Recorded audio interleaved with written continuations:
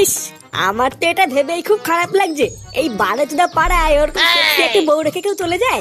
আমি তো শিওর দেখবি ঠাকুমাকে একা পেয়ে কেউ না কেউ ঠিক মুখ মারতে আসবে, দেখে নিস। চোরের বাচ্চা, আমার তো তোর উপরেই বেশি সন্দেহ হচ্ছে, কারণ এইরকম ভাবনা চিন্তা কই আমাদের মাথায় তো কোনো সময় আসেনি। কি বললি চুদির বেটা, তুই আমার চরিত্র নিয়ে সন্দেহ করছিস? আরে ভোসরাগুলো, তোরা কি এইসব আজগবি কথা বন্ধ করবি? কার কে মুখ মারতে আসবে না পোদ মারতে আসবো অত তোদের ভাবনা চিন্তা করে লাভ নেই। যার তা সে ঠিক বুঝে নেবে, আমাদের অত মাথা ঘামানো লাগবে না। কিরে গারমারি গুলো, বৌদির বাড়ি থেকে তোরা কি কেউ খোঁজ খবর নিয়েছিস নাকি? হ্যাঁ বৌদি, বৌদি আবার কিনা? চোদনা গুলো তোরা ভুলে গেলি কালকে শ্মশানে গিয়ে যার বরের গুষ্টির গুদ মেরে আসলাম সেরে।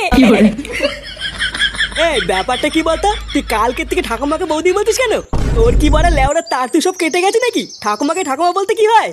আরে চোদন, তোর তো দেখছি সেই চোদন। হ্যাঁ ও বারা, তোরা এইসব বুঝবি না, ওইসব বাদ দে। আমি কি বলছি আগে সেটা শোন।